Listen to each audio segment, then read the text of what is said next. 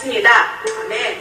그래서 계속 나라와 민족을 위해서 기도할 수 있도록 그동안 지난주는 가족을 위해서, 가정을 위해서, 그리고 전주에는 중보기도에 우리가 왜 중보해야 되는가라는 것을 했다면, 오늘은 구체적으로 나라와 민족 가운데, 우리 정치 가운데, 그 경제 가운데 어떤 어려움이 있는지, 무엇을 우리가 구체적으로 기도해야 하는지 함께 나눠주실 귀한 우리 피대 장로님을 모셨습니다.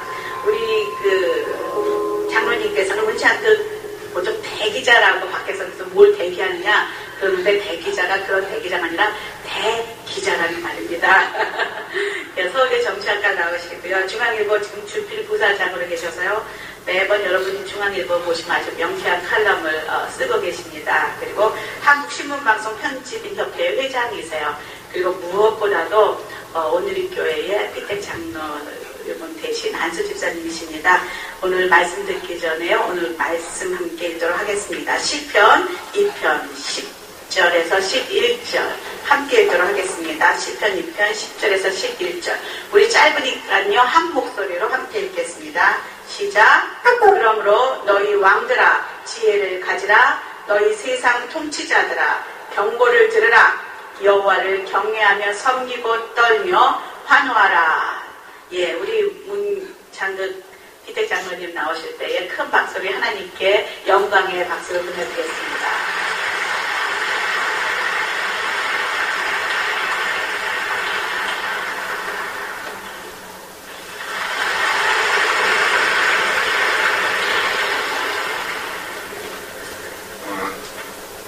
제가 이렇게 이런 우리 강단에 설 자격이 없습니다. 여기는 다 목사님들이 서야 되고 그러는데 저한테 우리 목사님께서 전화가 왔어요. 매주에 마리아 행전을 하는데 마리아 행전을 대대적으로 하는데 나라를 위해서 뭘 기도를 해야 되느냐 기도하는 제목을 좀 말씀을 해주셨으면 좋겠다 그런 부탁을 받았습니다. 그래서 저는 다음 주에 오대원 목사님이 아마 오시는 걸로 알고 있는데 그래서 오대원 목사님이 오시는 길을 얘기하는 사람으로 제가 여기 섰습니다.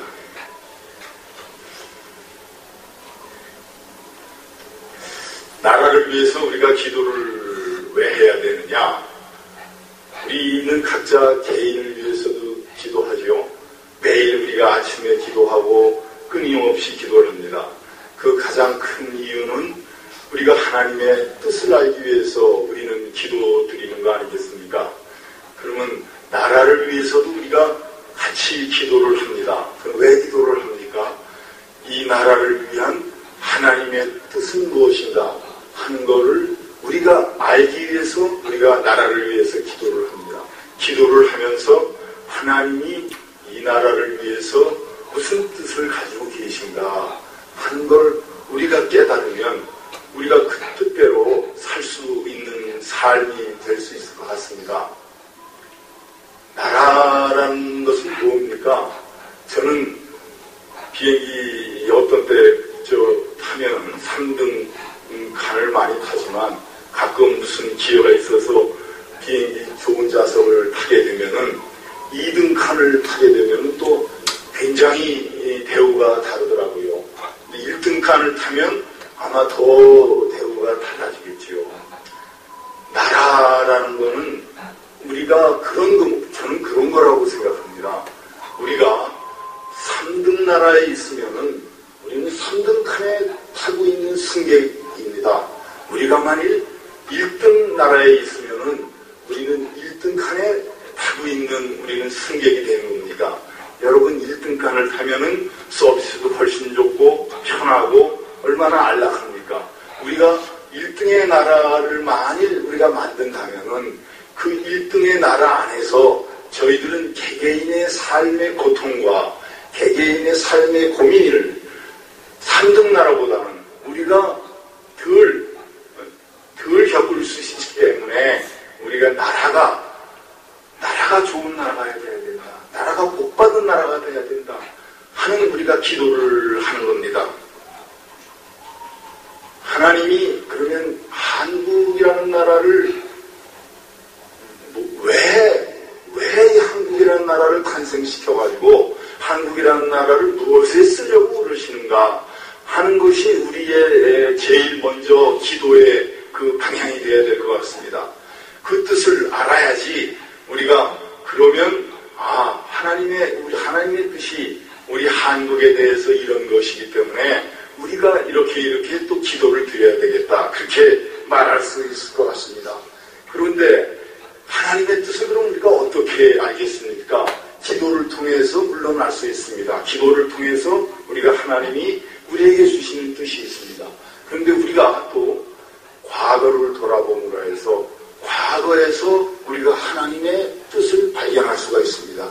한국 역사에서 우리가 과거를 돌아보면 과거에서 지금까지 그 지내온 그런 상황을 보면은 대한민국에 대한 하나님의 뜻은 이런 것이구나 하는 걸 우리가 어렴풋이나마 깨달을 수 있을 것 같습니다. 그래서 오늘 제가 말씀을 드리려는 거는 과거를 돌아보면서 그러면 하나님은 과연 대한민국에 무슨 뜻을 가지고 계신가 하는 것을 저 나름대로 한번 찾아보려고 이 자리에 섰습니다. 우리는 1890년 그때가 처음 선교사님들이 이 나라에 오실 때입니다. 그 1890년 2조 말기 고종 때 그 이전에는 사실상 선교사님들이 아주 가끔 왔지만은 사실은 대한민국의 상륙을 그 당시 조선에 상륙을 못했습니다. 그 배를 타고 있다 그냥 돌아가기도 하고 세국 정책 때문에 그런 일을 했는데 그때에 1890년에 선교사님들이 와서부터 사실은 우리나라는 하나님을 알게 됐습니다. 그러니까 1890년 이후부터 지금까지 이 나라가 어떻게 전개됐느냐 하는 걸 우리가 훑어보면은 그 안에 하나님의 뜻을 우리가 발견할 수 있을 것이라고 저는 생각합니다. 그런데 이 제목을 놓고 제가 생각을 해봤습니다. 그러면은 우리나라는 도대체 어떻게 되는 나라인가? 저는 가만히 돌이켜보면은 고비마다 구비마다 하나님의 뜻이 분명히 있었다라는 것을 저는 확인할 수 있었습니다. 우리 민족한테 고난을 주시는 것도 그건 하나님의 뜻입니다. 우리 민족을 단련시키기 위해서 고난을 주신 겁니다. 또 고난을 주신 다음에 또 하나님은 우리한테 길을 열어주십니다. 매번 길을 열어주셨어요. 중요한 시기마다. 그럼 길을 왜 열어주셨느냐? 그럼 하나님이 또 우리 민족을, 이 나라를 써야 될 일이 있기 때문에 또 길을 열어주신 겁니다. 그래서 그런 걸 보면은 우리나라라는 것은 지금까지 오면서 그 구비마다 시련과 도전과 이런 것을 받았지만 그것이 또 하나의 기회가 됐습니다. 그 기회가 돼가지고 지금 이 나라가 왔습니다. 먼저 조선 말의 풍경을 제가 하나 말씀드리겠습니다. 왜냐? 그 당시 조선이 어떻게 됐느냐? 도대체 어떤 나라였느냐? 여러분들이 막연하게 알고 있을 것 같아서 제가 책을 찾아가지고 조선 말의 풍경에 대해서 한두 가지만 먼저 알려드리겠습니다. 1832년에 영국 상선 에머스토라는 배가 우리나라 저 몽군포, 저 서해, 황해도 서해에 왔습니다. 그때 거기에 전 선교사가 동승을 했습니다. 이 사람은 독일 개신교 선교사였습니다.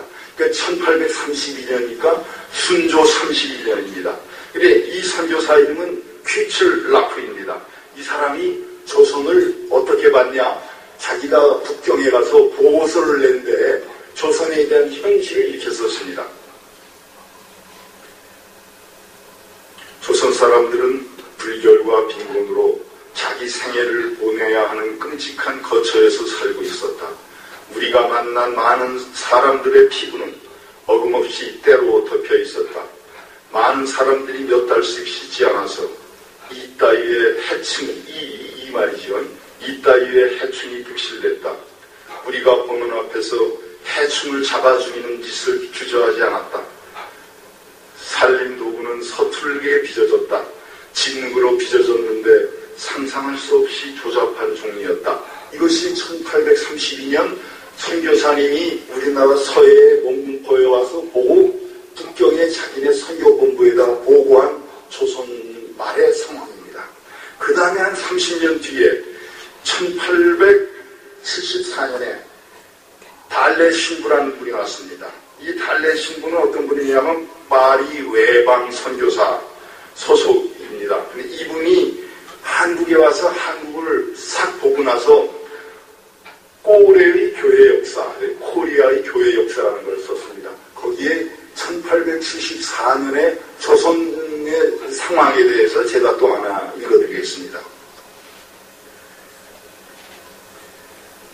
창고에 창고, 그러니까 각각 군이나 뭐 이런 데 있잖아요. 옛날 현이나 이런 데 그 창고를 아마 들여다 봤던 모양입니다. 창고의 저장은 장부상에만 있다. 지방 병기고에는 쓸만한 탄약도 무기도 없다.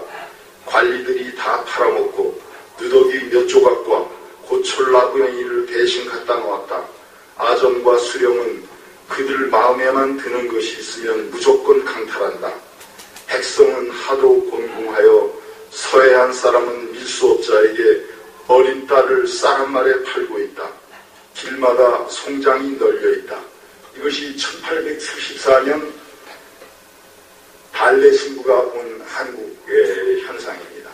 그 다음에 1890년대에 또 한 분이 왔어요. 이분이 비숍 여서라고 영국 분인데 이 사람은 책으로도 우리가 일반적으로 구할 수 있습니다.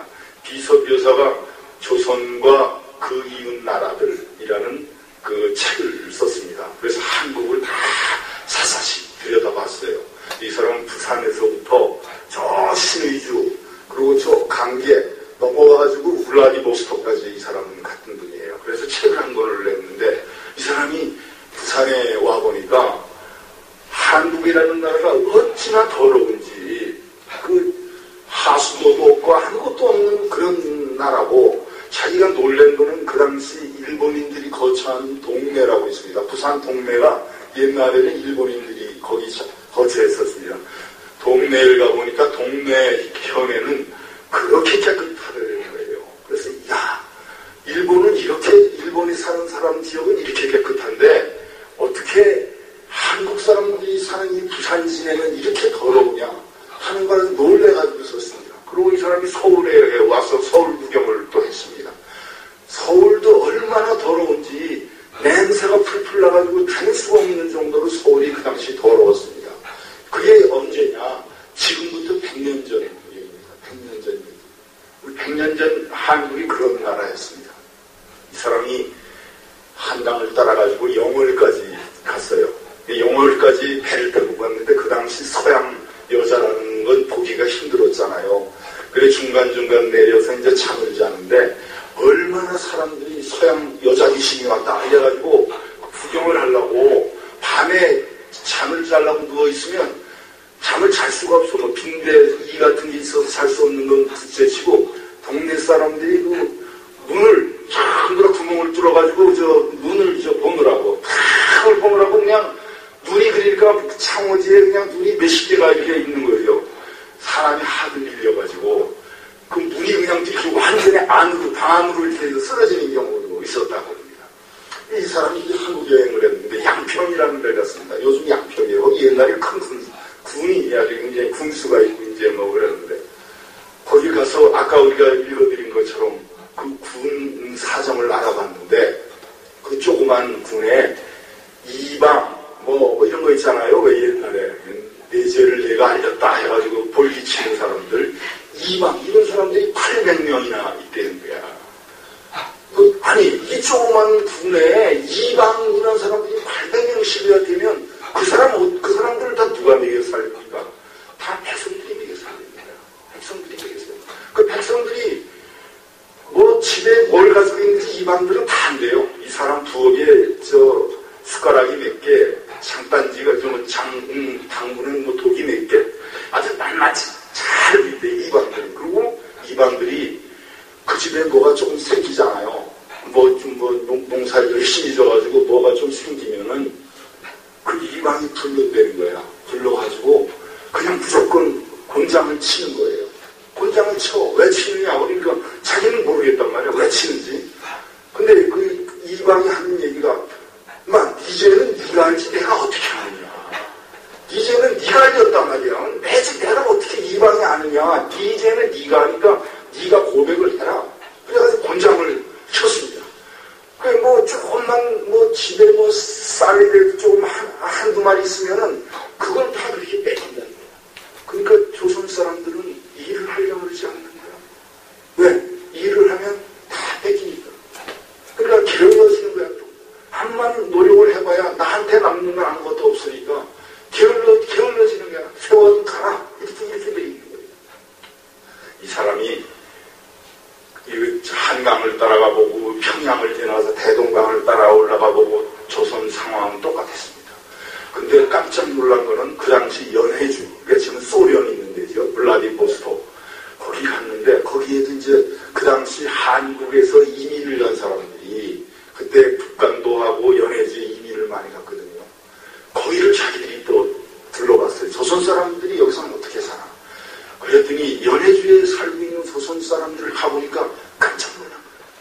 아니 조선에서는 그렇게 더럽고 그렇게 게을르고 그렇게 아주 그냥 하루 삼류민족 그냥 원신 같은 삶을 사는 조선민족이 연해주에 사는 조선민족은 얼마나 깨끗한지 몰라요.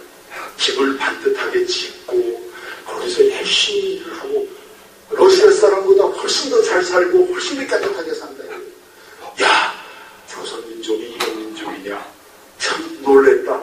이거 왜 그럼 연해주에 있는 조선인은 이렇고 왜 조선에 있는 조선인은 그러느냐? 그게 뭐냐? 그 나라가 잘못된 아까 말씀드렸듯이 나라가 백성이 뭐만 생기면 볼기를 쳐가지고 다 뺐으니까 일을 안 하는 거야. 근데 그런 나라를 떠나가지고 자기들끼리 모여 사니까 그렇게 잘 사는 거야. 그래, 조선민족을 다시 자기는 다시 봤다. 그런 얘기를 한 걸 제가 치러드리겠습니다. 이것이 사실은 한국, 그러니까 우리의 전신, 조선의 말에 한국의 상황이었습니다. 조금 더 그 시절을 조금 더 한번 해면 1904년 고종이 그때 있었습니다. 민비도 그때 있었다. 민비는 죽었죠. 1895년에 을미사변인가 그걸 뭐라 그러죠. 민비 시해 사건. 우리가 민비를 지금은 무슨 굉장히 좀 많이 높이잖아요. 민비에 대해서.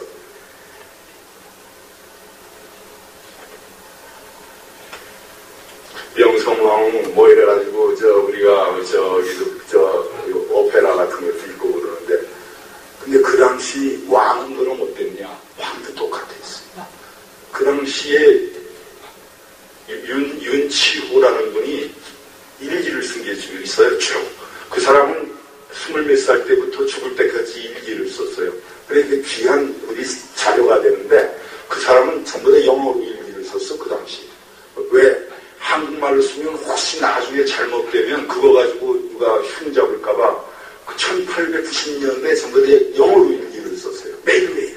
근데 그 사람이 쓴 일기에 당시 고종과 민비에 대해서 한 얘기가 있어요.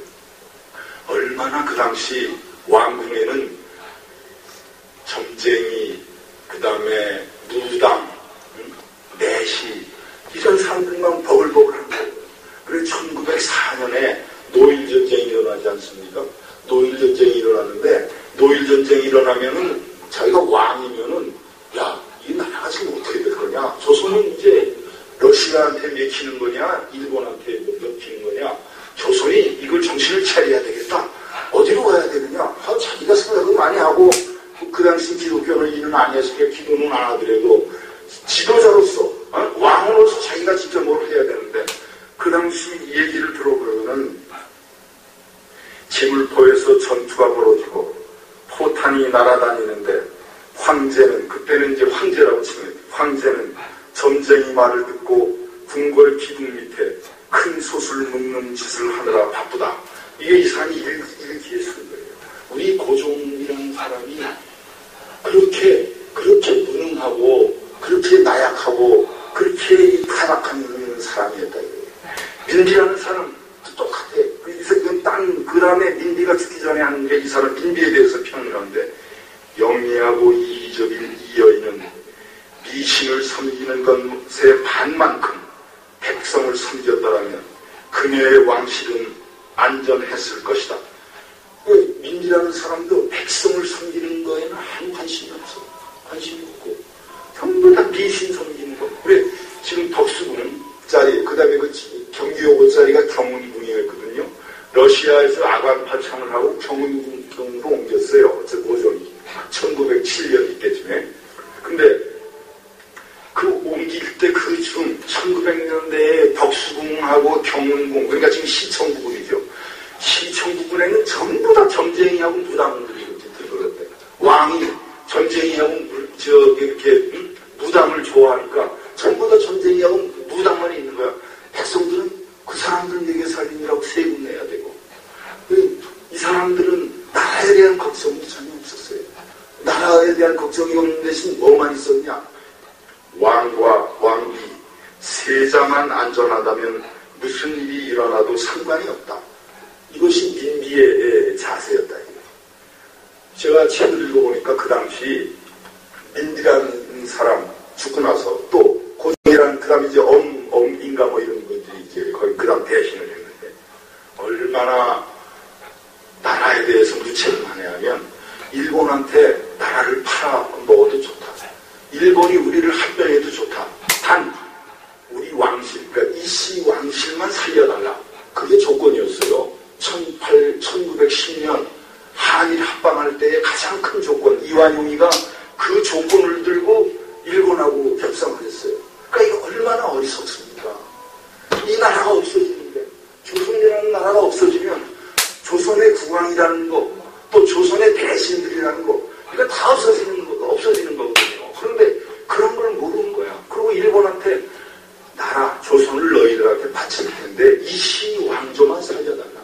이씨 왕실만 살려달라. 그러면 나라를 너희들한테 다 갖다 바치겠다. 그래가지고 갖다 바친 거예요, 사실은. 그렇게 우리가 무능하고 그런 나라에서 우리가 100년 전, 이게 오래전 얘기가 아니야. 100년 전에 그런 나라였습니다. 이런 나라에 들어온 게 뭐였냐? 선교사를 통해서 우리 기독교가 들어온 거야. 그때 기독교가 들어왔어요. 선교사님을 통해서. 이승만 박사 전기 같은 걸 읽어보면 그런 게 잘 나타나 있어요. 이승만 박사가 처음에는 이 사람은 그 당시 과거를 보려고 그랬어요. 과거를 보려다가 과거를 안 봤어요. 못 봤어. 과거를 안 보고 어렸을 때 눈병이 났는데 이 사람이 눈이 멀게 돼서 아무것도 안 보여. 그래가지고 이승만 박사 그 어머니가 깜짝 놀랐어. 야, 이거 큰일 났나? 어떻게 네가 외아들인데 네가 이렇게 눈이 멀면 봉사가 되겠구나. 그래가지고 무당을 불러서 구슬해보고 해도 안 낫는 거야. 이승만 박사 어머니가 그 당시 이승만의 그 어린 애의 어머니가 큰일 난 거예요. 근데 수소문을 해보니까 서양 선교사가 왔다 이거야. 서양 선교사가 왔는데 의사인데 그 양반이 그분은 뭐든지 병을 잘 고친다더라. 그래 이승만을 데리고 서양 선교사한테 갔습니다. 의사한테.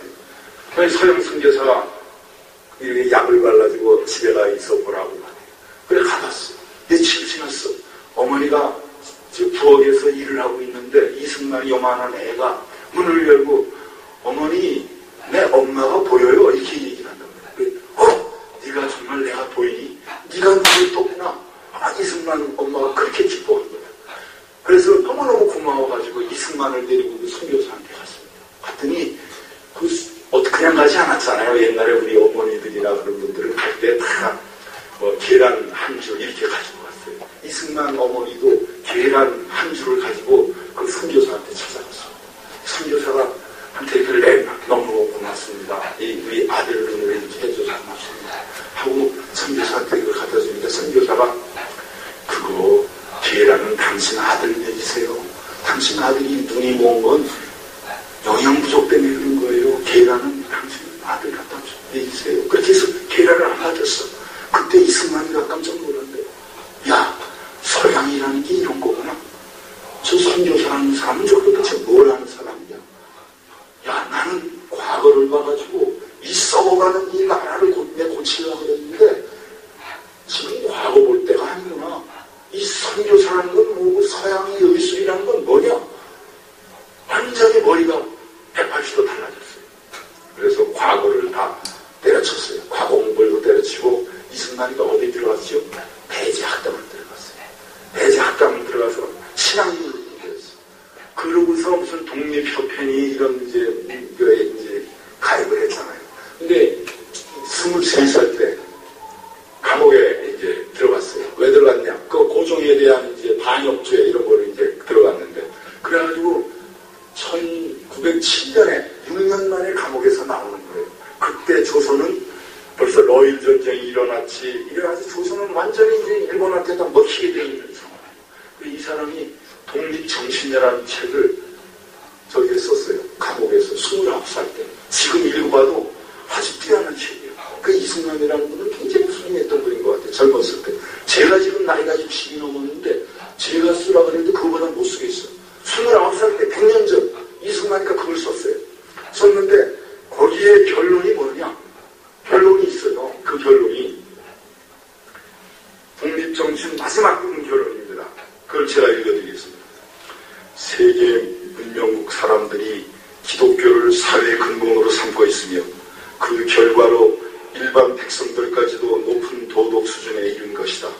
우리나라가 쓰러진 데서 일어나고 썩은 데서 싹을 틔우고자고 노력하는데 기독교를 근본으로 삼지 않고는 온 세계에 좁할지라도 그 목적을 못 이룰 것이다. 그러므로 우리가 기독교를 모든 일의 근원으로 삼아 자신보다 다른 사람을 위해 일하는 자가 되어 나라를 한마음으로 받들어 우리나라를 영국이나 미국과 동등한 수준에 이룰 수 있도록 최선을 다해야 할 것이다. 건국 4237년 6월 23일, 이게 1904년에 이런 글입니다. 이 사람 결론이 뭐였냐? 이승만이가 20세 때의 결론이 이 나라는 기독교 국가가 돼야 되겠다. 기독교 국가가 아니고서는 조선은 살아날 길이 없다. 이 사람은 결론을 내린 거예요. 결론은 그렇게 내렸어요. 이승만이 그런 식으로 결론을 내리고 난 뒤에 그럼에도 불구하고 우리나라는 1910년에 합방이 돼버리지 않았습니까? 그래가지고 서인은 일본이 차지하게 됐죠. 근데 그때도 그럼 왜 그럼 우리나라를 보호해 주셨으면은 일본한테 합방하지를 않게 하시지, 하나님은 왜 이 나라를 일본한테 이렇게 당하게 식민지로 만들었습니까? 라고 우리가 항의할 수 있겠지, 속으로. 근데 저는 아까 서두에 말씀드렸듯이 하나님의 뜻이 있는 거야. 우리한테 너희들은 2조 500년 허송세월을 보낸 민족이다. 너희들은 시련이 필요하다. 너희들은 고난이 필요하다. 그래서 하나님이 우리한테 고난을 저는 주신 거라고 생각해요. 그 고난 속에서 우리가 36년을 지나고 난 다음에야 마치 광야에 40년 생활을 하고서 우리가 가나안 땅으로 들어갈 수 있듯이 36년의 고난을 거치고 난 다음에 대한민국에게 독립을 허용하신 거예요. 그것도 다 하나님의 뜻이라 이거예요. 우리가 지금 와서 야, 과거 일제가 우리한테 그 뭐냐, 우리가 참 못난 민족이다, 이럴 필요가 저는 없다고 해요. 그게 다 하나님의 뜻으로 우리 피 속에서 하나의 고난이 연그러져가지고 지금 이거에 뿌리가 됐기 때문에 우리는 그거 지금 후회할 필요도 없고, 우리는 그것을 애석하게 지금 애석하긴 애석하지만 그것 때문에 우리가 상심될 필요는 없다. 저는 그렇게 생각합니다. 그렇게 해서 기독교가 들어왔지만은 기독교가 들어온 반면 그 500년 동안 내려왔던 조선의 그 못된 간섭, 게으름, 이런 거는 일제시대 때도 같이 기독교인들은 부지런하고 열심히 일하고 이런 걸 하나의 모토로 삼았습니다. 여러분들은 저보다 나이가 많은 분들이 없을 것 같은데, 저는 어렸을 때, 요즘엔 찬송가에 그런 게 없어요. 찬송가, 우리 그 당시 30년, 40년대 찬송가에 일하러 가세. 지금 우리 찬송가에 있습니까? 일하러 가세. 응? 일하러 가세, 일하러 가. 삼천리 강산 위에 하나님 명령 받았으니 반도강산에 일하러 가세. 기독교가 뭡니까? 기독교가 우리 조선민족들한테 너희들 일해야 된다. 열심히 일해야 된다. 근면해야 된다. 근면해야 된다. 그걸 깨우쳐준 거야. 스코필드 박사라는 분이 선교사였는데 일제 때 이 사람이 이런 말을 했어요. 하나님은 조선민족에게 나라와 긴 손톱을 두 개를 주셨다. 아마 양반들이 옛날 청나라 사람처럼 손톱을 안 깎은 거예요. 길게 우리나라 양반들이. 하나님은 조선민족에게 나라와 긴 손톱을 두 개를 주시면서 너희들이 선택해라. 이렇게 하나님은 말씀하셨다. 그런데 조선민족은 애달게도 나라를 선택하지 않고 긴 손톱을 선택했다. 양반들이 얼마나 게으르고 민영민이라는 사람이 있습니다. 그 민비의 그 친척되죠. 일제 말에 굉장히 높은 벼슬을 가고 이 사람은 일을 물론 그때 양반들은 아무도 일하는 사람 없었습니다. 양반들이 일하는 거는 그냥 수치라고 생각해요. 그럼 양반들은 뭐 하느냐? 긴 담배에다가 담배 피고 그 다음에 또 할 수 있는 건 뭡니까? 앉아가지고 무슨 독경이 아니고 강독 같은 걸 한다. 그거만 하느냐? 그러면 또 이제 이렇게 하여튼 이 게으른 조선민족의 상징은 아까 말씀드렸지만 게으른 거야. 근데 그런 게으른 거를 우리 기독교 정신이 들어와서 그걸 깨자고 한 것이 우리 기독교입니다. 당시 일본 내 유학을 많이 갔어요. 돈 많은 사람들. 근데 돈 많은 사람들이 일본 양반들 자제겠지요. 일본 유학 가서도 일을 하느냐? 일을 안 해. 조선 민족의 그 못된 관습 때문에 못된 관습 때문에 일을 안 해. 그럼 일을 안 하고 뭐 하느냐? 지금 제가 이거 또 하나 읽어드리겠습니다. 조선 지식인이 어떤 거였나? 그 당시 조선 유학생 90%가 사회학, 철학, 정치학에 코를 묶고 있는데 그들의 게으른 혀를 굴리는 데는 사회주의가 이상적일 것이다. 이거 윤치호 일기에 나온 거예요. 그 당시 우리나라 지식인들이 일본 가서 유학했을 때 뭐 공학을 한다거나 무슨 의학을 한다거나 우리가 진짜로 이 나라가 지금 이 비탄에 빠진 이 나라를 구하려면 그런 게 필요한 거 아닙니까? 과학을 한다거나 그런 거 아무것도 안 하는 거야. 사회학, 철학, 정치학 그거 뭐냐? 다 혓바닥 놀면서 게을르게 먹고 살려고 그런다 이거야. 그게 우리 조선 사람들 엘리트의 생각이었어요. 윤보선이라는 대통령 아시죠?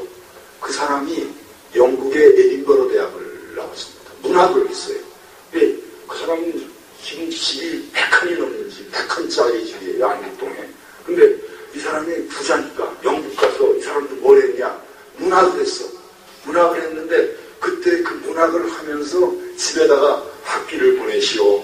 내가 문학을 결정했습니다. 문학하기로 결정했습니다. 그래서 학비를 보내라고 그랬는데 800파운드, 그 당시 아마 한 학기에 이걸 하고 생활비가 800파운드였던 모양이야. 아마 아마 100가마 이상 되겠죠. 그걸 이제 보내라고 하는 거야. 그걸 보고 통탄을 하는 거야, 인치가. 아니, 그 비싼 돈을 들여가지고, 그것도 영국 에딘버러에 가지고 문학을 하다니, 지금 우리나라 당장 필요한 거는 나라를 부강시키고, 어떻게 하든지 국가를 회복하고 이래야 되는데, 어떻게 문학을 네가 선택을 하냐? 한 꾸짖는 편지를 쓴 게 있어. 우리나라 그때 지식인들이라는 게 다 똑같았어. 근데 이 사람은 또 그걸 어떻게 또 버전업을 시켰냐 하면 이 윤치호라는 사람들. 조선 유학생들이 일하기가 싫다 이거야. 그리고 앉아서 수학이 말로만 하는 게 좋아한다 이거예요. 그래 게으르고 자립심이 부족하고 남한테 신세지고 이게 아주 우리 민족의 아주 그냥 하여튼 DNA로 남아 있었던 거야. 그러니까 윤치호라는 사람은 뭐라고 그랬냐면 조선 사람들은 공산주의가 딱 맞는 거다. 체질상. 응? 공산주의가 사람들로 하여금 열심히 일하기보다는 남의 노고에 얹혀 살기를 조장한다. 이것이 유교를 가진 조선과 공통점이다. 그렇죠? 공산주의도 자기가 일하는 겁니까? 자기 일 안 한다 그러잖아. 정부가 세금 내라고 세금 걷어가지고 나는 어떻게 해서든지 놀자 그러는 게 공산주의 아니야. 사람이 자기가 열심히 일해서 자기 노력과 자기 땅으로 일해야 되는데, 야, 돈 번 사람들은 다 우리 거를 착취했다. 그러니까 저 사람 거 뺏어서 우리가 먹자. 우리 그게 아주 심플하게 얘기하면 그거 아니겠어요? 조선의 그 과거 조상들의 그 피해는 오히려 이 공산주의가 맞는다 이렇게 얘기했어요. 조금만 먹고 살만한 사람들에게 달라붙는 친인척들. 조선은 옛날부터 공산주의를 해왔다. 조선 버전의 볼셰비즘이 공산주의죠. 공산주의는 강도짓을 무산자의 영광으로 보기 때문이다. 그러니까 우리나라 그 이조 말기의 그 우리 민족들의 피해는 공짜로 놀고 먹는 게 아주 그냥 몸에 박혀 있었대요. 하여튼 이런 나라였어요. 게을르고 일하기 싫어하고. 그런데 그런 나라에 선교 선생님들이 와가지고 이게 교훈을 시킨 거야. 제가 이제 국립민속관인가요? 경복궁에 있는 거. 거기서 재작년에 무슨 사진전이 있었어요. 사진전을 가봤는데 그 사진전이 뭐냐면 북간도에 명동이라는 데가 있었어요. 명동이라는 데가 있는데 거기에 한 100몇 명이 처음 가서 정착을 했는데 이 사람들이 어떻게 정착을 해서 자기들이 일과가 갔느냐 하는 거를 그 후손이 사진을 전부 다 발견을 했어. 그래서 사진전을 연 거야. 거기 가보니까 그 당시 북간도에 우리나라 사람들이 얼마나 깨끗하고 열심히 살았는지 진짜 감명스럽더라고요. 이렇게 게으른 나라에 피를 타고 났는데 선교사님들 거기에 그 목사님이 있었는데 그 김약 제가 오늘 이름 정확하게 알려드리겠습니다.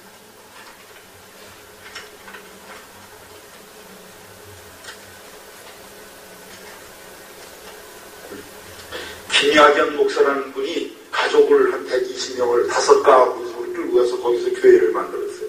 용종교회를 만들어가지고 명동교회를 만들고 명동학교를 만들고 명동유년주일학교를 만들고 명신여학교를 만들고 사진전을 했는데 이렇게 아까 이가 득실거리고 냄새가 나는 조선이었는데 얼마나 깨끗한지 몰라. 애들이 중고등학생들한테 전부 다 여학생들한테는 세라복을 입히고 또 실험실에는 전부 다 가운을 입혀서 비크 이런 실험기구 이런 게 다 차있고 애들을 악배를 만들어가지고 브라스 밴드를 만들어가지고 제복을 입혀서 교회를 졌는데 교회가 500명이 다니는 교회를 만들어서 그렇게 거기서 잘 살았어요. 우리가 게으름 가운데 기독교로 우리가 개종을 하고 우리가 하나님 뜻에 맞게 삶을 작정을 하고 난 다음에 이렇게 달라지는 거예요. 그래서 참 하나님이 우리한테 얼마나 많은 거를 조선민족들한테 보여줬나 하는 걸 제가 이제 말씀을 제가 드리는 겁니다. 그렇게 해서 일제시대가 지났어요. 그래서 우리한테 독립을 주셨어요. 독립을 주셨으면 잘 살게 만들어야 될 거 아니겠습니까? 우리가 40년을 우리가 광야에서 방황을 했는데 잘 살아야 되는데 또 하나님은 시련을 주신 거야. 분단이야, 분단. 남북 분단을 만들게 해주셨어요. 그것도 지금 와서 보면 저는 하나님의 뜻이라고 봐요. 그 당시 아까 얘기했죠. 조선 지식인들이라는 거는 다 거의 공산주의 사상에 가깝게 있었어요. 만일 그때 통일 한국을 주셨으면 한국은 공산주의가 되는 거예요. 그때 자동적으로 공산주의가 되는 거예요. 그 당시 이 남한에 얼마나 많은 저희 공산주의, 그러니까 조선 노동당 있었습니까? 그 사람들이 나중에 다 여순발라 사건 같은 게 다 이제 일으켰는데 그 당시에 우리 체질로 봤을 때 한국한테 온전한 독립을 주셨으면 우리는 공산화될 수밖에 없었어. 그 당시 우회는 다 소련이고 그 옆에는 중공이고, 그러면 우리가 거기서 견뎌낼 수가 없어요. 그런데 우리를 분단시켰어. 분단시킨 이유가 뭐냐? 그때는 안타깝고 이게 뭐냐고 도대체. 우리 독립을 얻었는데 독립도 못하지 않았냐? 그렇지 않다 이거죠. 하나님의 뜻으로 보면 너희들은 내가 불쌍해서 독립을 시켜줬지만은 앞으로도 너희들은 더 고난의 길을 갈 수밖에 없어. 아직도 너희의 그 죄 깨끗하게 안 된 거야. 분단을 시킨 거예요. 분단을 시킨 것이 지금 와서는 오히려 우리한테 분단이 됐기 때문에 한국이 이렇게 이 정도 살게 되는 거예요. 만일 그때 공산주의가 됐으면 우리가 지금 어떻게 됐겠습니까?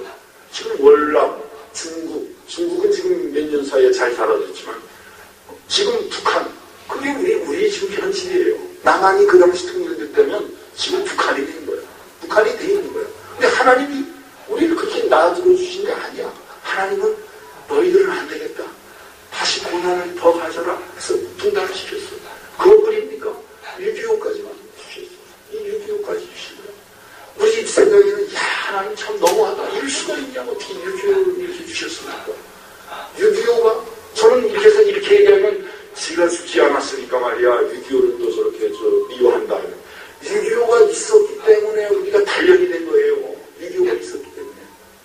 미국은 그 당시 한국을 떠나려고 그랬어요. 1949년에 H9이라는 걸 만들어가지고 이제 미국은 방어 책임을 한국에서 제외한다. 일본하고 대만까지만 미국이 방어 책임을 진다. 그리고 1949년에 여기 남한에 있던 미군들을 다 철수했어요. 철수하고 나니까 1950년 북쪽에서 쳐들어 내고 온 거예요. 소련과 중국의 지원을 받아가지고. 그러면 그때 6.25 전쟁이라는 거는 6.25 전쟁이 이렇게 났으면은 우리는 소련이나 중공 밑에서 그 후원을 받은 북한에 우리 다 지금 다 흡수되어서 말았을 거예요. 그런데 하나님이 안 되겠다. 너희들 붙잡아야겠다. 너희들 어떻게 붙잡냐? 미국을 못 가게 만들어 주겠다. 하나님이 미국을 우리를 딱 붙잡아 주셨어요. 미국이 6.25 사변이 끝나면서 우리하고 안보조약을 맺었어요. 상호안보조약을 맺었어요. 그건 뭐냐?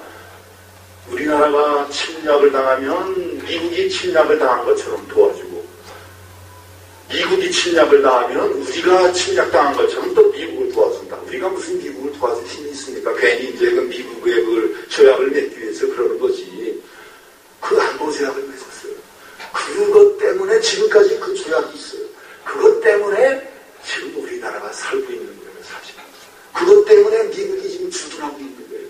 여러분, 한국에 미군이 없는 한국을 한번 생각해 보신 적이 있습니까? 제가 친미를 하자 그러는 얘기가 아니야. 미군이 없는 한국은 이 금방 옛날에는 소련 밑에 가 있는 거고 지금은 중국 밑에 가 있는 거예요. 중국에 우리 속국이 될 수밖에 없어. 이미 북한은 중국의 속국이 돼 있지, 거의 돼 있지 않습니까? 6.25를 왜 주셨냐? 미국을 붙잡기 위해서 하나님이 그것도 돌아보면 미국을 붙잡기 위해서 주신 거예요. 그 다음에 경제발전했습니다. 경제발전했는데 경제발전 누가 시켰습니까? 우리 힘으로 했습니까? 물론 우리가 생활운동도 박정희 대통령이 뭐 하고 다 했습니다. 우리가 열심히 일했습니다. 진짜 하루에 3교대씩 밤을 새우면서 일을 했습니다. 근데 그 일에서 상품을 만드는 게 다 어디 갔습니까? 그 당시 신발, 무슨 앨범, 극백 TV 이런 거 다 우리가 만들지 않았습니까? 그거 어디서 다 사줬죠? 그걸 미국에서 사준 거야. 우리 경제 개발의 가장 뿌리는 뭐냐? 미국에서 사줬기 때문에. 우리 경제 개발도 사실은 미국의 거기 굉장히 컸습니다. 저는 이런 얘기는 우리가 친일을 하자는 게 아니야. 나라를 지키려면 힘이 있어야 되고, 힘이 있으려면 경제도 부강해야 되고, 이런 게 골고루 다 있어야 돼. 근데 그거가 있는 데에 하나님의 뜻이 지금 돌아보니까 다 이해가 될만하더라 하는 걸 말씀드리기 위해서 하는 거예요. 그래, 그때 1960년대에서부터 70년부터 우리는 공업화를 했잖아요. 근데 공업화를 한 가장 큰 힘이 뭡니까? 일본의 기술력이에요. 일본이 우리보다 먼저 기술을 다 하고 일본이 우리보다 앞장섰습니다. 그러니까 우리는 일본만 따라가면 되는 거예요. 박정희나 삼성이나 다 일본 따라서, 현대자동차 다 일본 따라서 우리가 이만큼 컸습니다. 일본이 우리는 지금 우습게 보지만은, 우리 일본 사람들 특히 우습게 보죠. 쪽발이들, 이렇게 생각하지만은, 일본이 있기 때문에 우리의 경제가 이렇게 발전할 수 있어요. 또 하나, 중국. 그 다음 지금은 중국이 달라졌지만, 우리가 막 경제 발전을 할 때, 중국은 뭐 했습니까? 중국은 문화혁명을 했어. 어택동 밑에서. 문화혁명이라는 게 뭡니까? 그 공산주의 젊은 애들이 다 내쫓는 거 아닙니까? 윗사람도 다 내쫓고, 다 폭력으로, 정권을 이제 유지하려고 하는 거 아닙니까? 한 20년을 중국이 문화혁명으로 경제를 보고 다 내팽개졌어요. 우리가 그 사이에, 20년 사이에, 우리는 올랐었어. 어느 단계까지 올랐었어. 그러니까 깜짝 놀라고 중국이 1980년부터 지금 등소평이 와가지고 지금 이런 개혁 개방이나 해가지고 지금 세계의 지투 나라가 된 거 아닙니까? 그러면은 안보가 필요할 때 하나님은 미국을 우리한테 주셨고, 경제가 필요할 때는 이 일본과 중국 사이에 우리나라를 있게 해주시고, 이런 게 그냥 보통 생각하면 나 그러다 역사가 그런 거야. 우리가 그렇게 생각하지만 저는 하나님의 뜻으로 보면 이게 당연하게 그렇게 온 우리의 역사가 있어요. 지금 제가 걱정되는 거는 이게 중국이 옛날 중국이 아니잖아요. G2가 됐어요. G2가 뭡니까? 세계에서 두 번째 강대국이야. 우리는 평생 미국이 제일 큰 나라고 제일 잘 사는 나라인 줄 알았는데 앞으로 2015년 많이 남지도 않았어요. 4년 뒤에는 중국이 세계에서 가장 큰 강대국이 된다. 강대국보다 제일 생산을 제일 많이 하는 경제 제1의 국가가 된다. 물론 인구가 많으니까 개별 소득을 따지면은 미국이 앞서지만 전체 생산량으로 보면 중국이 1위예요. 그러면 지금까지는 미국이 1위였지만 앞으로는 중국이 1위가 되는 나라가 되는 거예요. 그게 2015년이에요. 그럼 2015년 이후에 한국은 지금 어떻게 될 것이냐.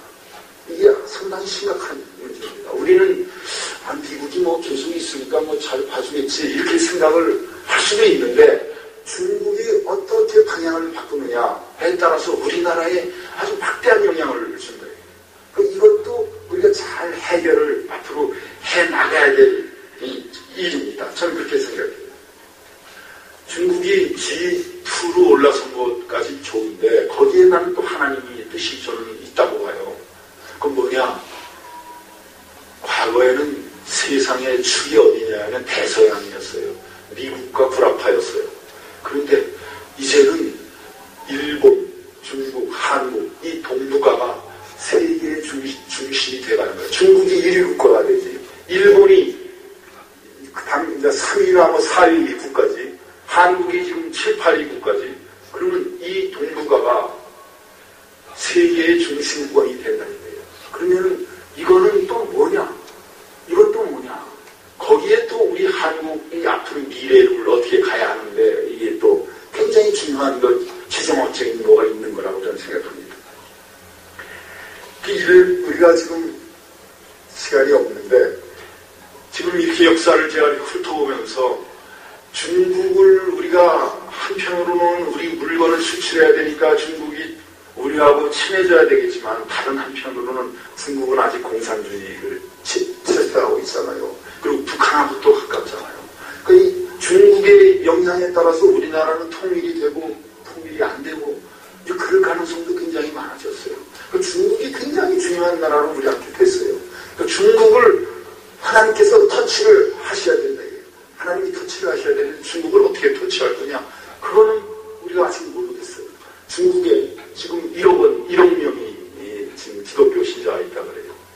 그래서 그 나라에서 인정하는 기독교 말고 그런 교회를 세우기에는 하거든요. 그건 이제 나라가 다 감시하는 거고 처소교회까지 합쳐가지고 1억 명이라 그러는데 중국이 앞으로 하나님의 그 타취가 어떻게 일어나는지 모르겠지만은 공산주의라는 것이 우리가 무슨 뭐 협상을 통해 가지고 뭐 이렇게 망하는 건 아니에요. 그렇게 한 방에 하나님이 터치가 돼야 돼. 그건 뭐냐? 동부에서도 그런 일이 다 일어났어요. 폴란드가 제일 먼저 변했는데 폴란드를 제일 먼저 변하게 한 건 누굽니까? 그 당시 바오로 2세입니다. 바오로 2세가 거기 가서 설교를 하고 했기 때문에 그때 터치가 돼서 폴란드가 변하기 시작했어요. 소련이 왜 붕괴를 했습니까? 소련이 그냥 붕괴한 게 아니에요.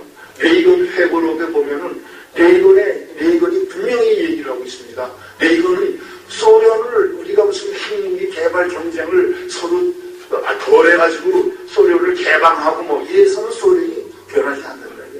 하나님이 다치를 해야 된다. 레이건이 아주 믿음이 좋았던 사람인 것 같아요. 겉으로는 무슨 뭐 영화 배우라 그래가지고 우리나라 사람들은 굉장히 경시하는데 그렇지 않은 것 같아요. 하나님의 타치가 있어야 된다. 하나님의 타치를 어떻게 만들 거냐? 고르바초프를 개종을 시켜야겠다. 고르바초프가 교회 나오도록 하나님 믿도록 만들어야 되겠다. 그래가지고 정상회담을 하는데 1985년 한 4차례를 만났는데 그때 비밀이죠. 두 사람만 있을 때 레이건이 고르바초프한테 전도를 했어요. 야, 너 하나님 믿어야 된다. 너 보니까 나보고 헤어질 때는 말이야. God bless you. 그러더라고요. 고르바초프가. 너 God bless you라고 얘기하지 않았냐. 너 하나님 믿어라. 하나님이 계시다. 내 아들이 지금 있는데 내 아들은 하나님 안 믿는다. 근데 나는 내 아들이 꼭 하나님 믿기를 바란다. 나 걔한테 얘기하고 싶은 게 있다. 뭐냐? 겨울 식당에 데려가가지고 우리 아들한테는 좋은 음식을 한번 얘기했다. 그럼 내일은 이제 잘 먹을 거 아니에요? 그러고 나서 아들한테 묻겠다. 얘야, 너 이거 음식이 어디서 만들어졌는데 네 앞에 와 있니? 그러면 아들이 글쎄 뭐 주방에서 만드는 거 아니에요? 그렇게 얘기할 거 아니냐? 그러면 지금 너는 누가 만들었냐? 너 여기 와 있는데 너는 누가 만들었냐? 하나님이 만든 거라고. 하나님이. 고르바초프 당신이 하나님을 믿으세요. 직접 그러니까 정상회담을 하면서 하나님을 믿으라고 전도를 했어요. 카터 대통령이 1978년에 한국에 와가지고 박정희 대통령한테 하나님 믿으라고 전도한 적도 있어요. 근데 하여튼 공산주의라는 거는 그렇게 우리가 뭐 협상을 통해가지고 뭐 공산주의가 무너지고 뭐 남북 통일이 되고 이런 거 없어요. 그런 거 일어날 수가 없어. 우리 남북을 지금 분단시킨 이유가 다 있어. 왜냐? 하나님은 통일을 통해서 하나님이 역사한다는 걸 우리 민족한테 다시 한번 보여주려고 그러는 거라 이거예요. 분명히 보여주실 거예요. 그거는 우리가 무슨 남북회담 해가지고 뭐 개방정책을 써가지고 그렇게 안 돼. 그럼 분명히 10년 내에 그런 하나님의 터치가 온다 이거예요. 그때 한국 민족이 이게 뜻이 있구나 하는 걸 알게 돼요. 제가 왜 기회의 나라로 만들게 해주십시오.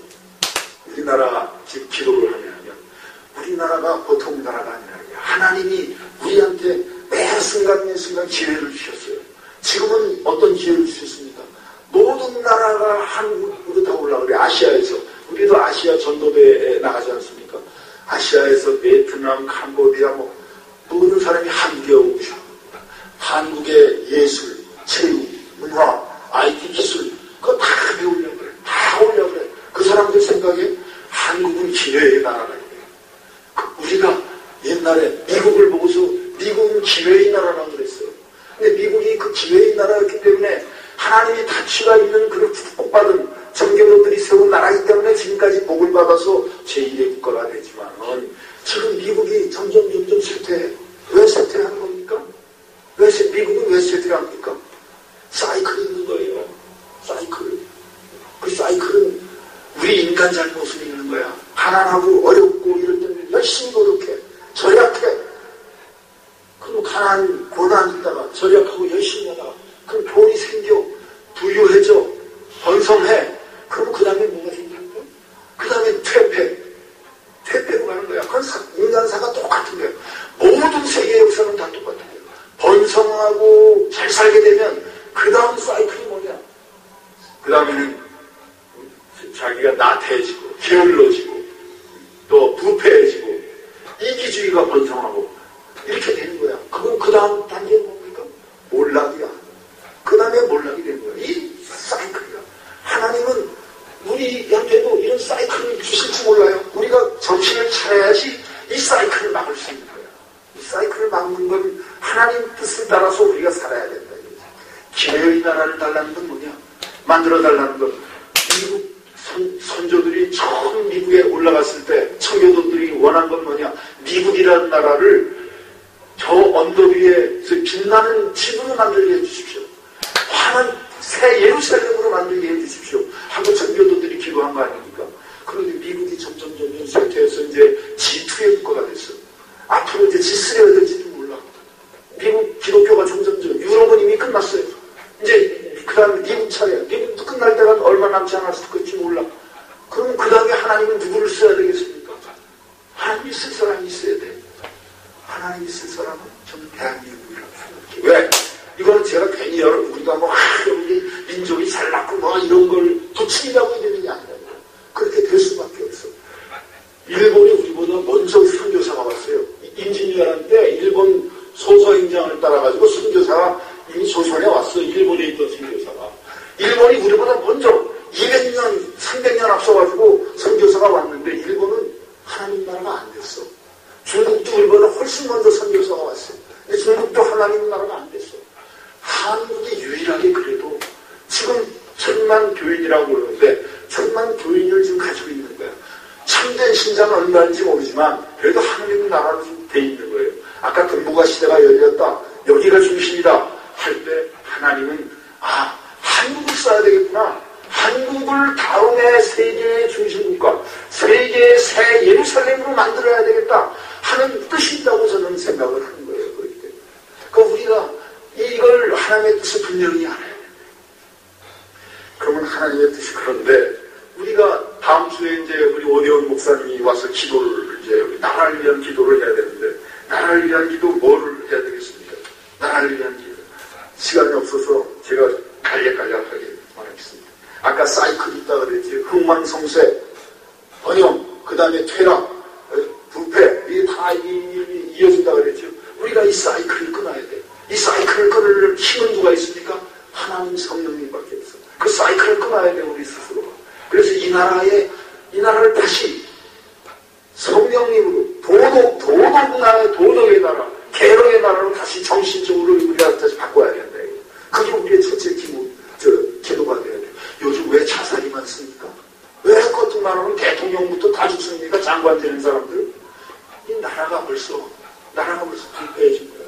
정신이 썩어진 거야, 벌써. 그 이름은, 이 나라는 꼬꾸라지게 돼 있어요. 그 우리가 이 나라의 정신을 살려주십시오. 이 나라의 그 성령이 임해서 부흥이 되게, 정신에 부흥이 되게 해주십시오. 하는 기도를 해야 된다는 게 제 첫째입니다. 둘째는 뭐냐? 우리가 개혁, 지금 정신개혁에 따라오는 건 뭐냐? 지금 이 나라가 너무 분열이 돼 있어. 잘 사는 사람, 못 사는 사람. 그건 너무 분열이 돼 있어. 그거는 잘 살게 되는데도 큰 원인이 있어. 그거는 또 있는 사람들의 그 원인도 있습니다. 그러니까 이게 지금 분열이 된 이 나라가 다시 통합이 돼야 돼. 지금 갈등에 쌓여있는 이 나라가 다시 화합을 해야 돼.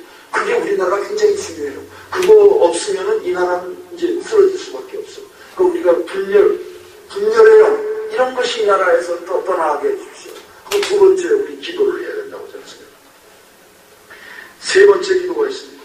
세 번째 기도는 북한에 대한 기도입니다. 아까 북한이 하나님의 타치가 있어야 돼요. 북한은 변할 수 있다고 생각합니다. 제가 어제 통일원 사람들을 몇 사람 만나봤는데 이 사람들 예측은 2020년까지 북한에 분명히 변화가 일어나서 자기들을 보기에는 통일이 있다고 믿는다 이런 얘기 하더라고요. 2020년까지 우리 통일이 온다 이거예요. 그건 하나님 타치가 있을 때 통일이 오는 거예요. 그때까지 우리가 열심히 기도해야 돼. 기도하고 지금 못 먹고 있는 북한 애들을 위해서 우리가 또 도와줄 거 있으면 도와줘야 돼. 지난주에 목사님도 그런 말씀하셨죠. 우리가 도와줄 수 있는 걸 왜? 애들은 못 먹으면 뇌가 상해요. 3살, 4살까지 뇌가 100% 발달을 하는데 그때 영양 부족이 되면은 평생을 애들이 IQ가 낮은 저능화가 되는 거예요. 그러니까 그걸 다 북한 애들이 저능화가 되면 나중에 통일이 된다면 우리가 그걸 어떻게 먹여 살리겠습니까? 우리 북한을 도와줄 거는 식량이나 의약품이나 영양가 있는 거 이건 도와줘야 돼요. 도와주면서 북한이 하나님의 타치가 있기를 기도해야 돼요. 두 번째 것입니다. 네, 세 번째 북한에 대해서. 네 번째 중국의 민주화, 중국의 자유화를 우리가 예측합니다. 아까 왜 그런 게 필요는 제가 말씀드렸죠. 중국이 우리 우리한테 굉장히 중요한 나라가 됐어. 이런 식으로 지금 식으로 가면 조선반도, 이 한반도가 어떻게 될지 몰라. 그러니까 중국의 자유와 민주화가 있고 중국의 기독교화가 이루어져요. 중국의 기독교화가 이루어지면 우리나라 통일은 자연이 되고 중국의 민주화도 자연히 이루어지는 겁니다. 그게 굉장히 중요합니다. 우리 그걸 놓고서 중국을 기도해야 됩니다. 다섯 번째, 제일 중요한 거예요. 뭐냐? 우리 좋은 지도자를 좀 주십시오. 좋은 지도자. 이게 되게 중요한 시점인데 저는 미국의 파운딩 파더들, 조지 워싱턴, 제퍼슨, 존 아담스, 해밀턴, 1976년 미국이 독립을 차지했을 때 그 미국에 무수하게 좋은 지도자들이 많았기 때문에 미국의 독립이 가능했던 거예요. 그 사람들은 그 당시 월급을 안 받으려고 했어. 나라 일을 하는데 월급을 받다니 그게 말이 되느냐? 안 받으려고 했던 사람들이에요. 미국의 파운딩 파더들은. 그런 사람들이야. 또 우리 링컨은 너무나 잘하니까 얘기할 필요가 없죠. 링컨은 무슨 일을 할 때마다 다 기도하면서 했어.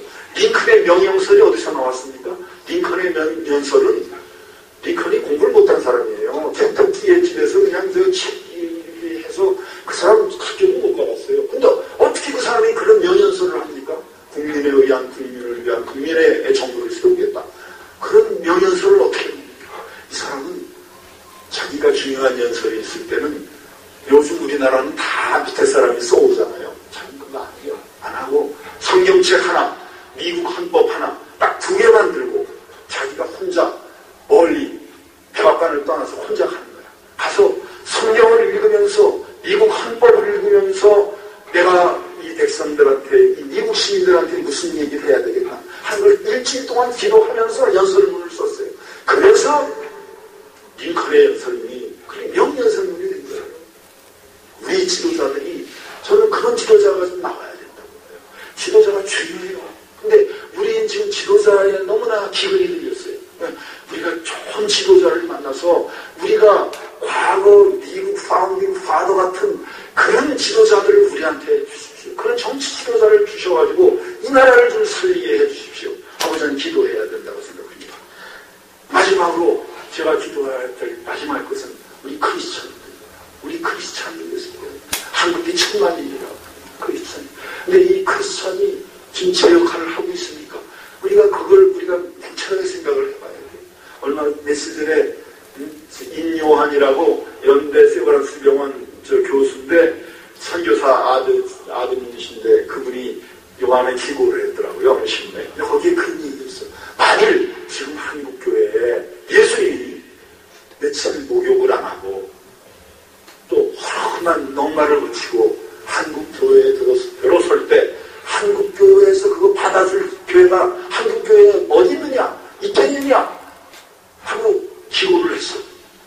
우리가 이거 그냥 넘길 일이 아니야. 우리 크리스찬들이 먼저 각성을 해야 돼. 다른 사람이 손가락 찌를 거 없습니다. 우리가 먼저 각성을 해야 돼. 영국이 그렇게 부활하는 게 한때에 해가 지지 않는 나라가 된 건 뭡니까? 그리고 영국은 망했죠. 안 이유가 윌버포스나 그 다음에 감리교 우리 했던 누구죠? 그런 분이 존 웨슬레나, 요한 웨슬레나 이런 분들의 성령운동 때문에 가능했던 거예요. 성령운동 때문에. 당시 영국에서 영국 상인들이 세계에서 제일 정직했다. 제일 정직하니까 영국 상인들을 다 믿을 수 있다. 이렇게 얘기를 했어요. 왜 영국 상인들을 믿을 수 있습니까? 그 당시 밀버포스나 이런 사람들이 개혁운동을 했기 때문에 크리스찬 개혁운동을 했어요. 그럼 우리 크리스찬이 개혁운동에 앞장서요. 준비한 건 많았지만 이게 시간이 벌써 12시가 돼서 나중에 기회가 있으면 개인적으로 더 말씀을 드리겠습니다. 그리고 우리가 크리스찬이 우리가 먼저 정신 차리는 게 중요합니다. 그러면 하나님의 뜻은 우리가 알 수가 있어요. 우리나라를 지금 옛날에 80불 하던 소득이 아프리카 기니하고 같은 80불의 나라였어요. 불과 50년 전에. 그런 나라를 이렇게 만들어주신 이유가 있지 않겠습니까? 괜히 그렇게 만들어주셨습니까? 미국이 기회의 나라가 됐듯이 우리나라도 기회의 나라가 돼야 됩니다. 소망의 나라가 돼야 된다. 저는 그렇게 생각합니다. 기도하겠습니다. 감사합니다. 오늘 수요 우리 여성 예배 이렇게 또 주님을 찾아서 나왔습니다. 주님, 저희들 이 나라를 향해서 주님의 뜻을 지금 생각해 봤습니다. 주님, 저희 우리 크리스찬들이 각성하게 먼저 도와주시옵소서. 저희 생활을 돌아볼 수 있게 해 주시옵소서.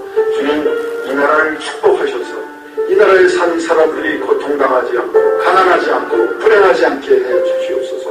주님, 이 나라가 앞으로 세계의 복음화와 세계 선교화에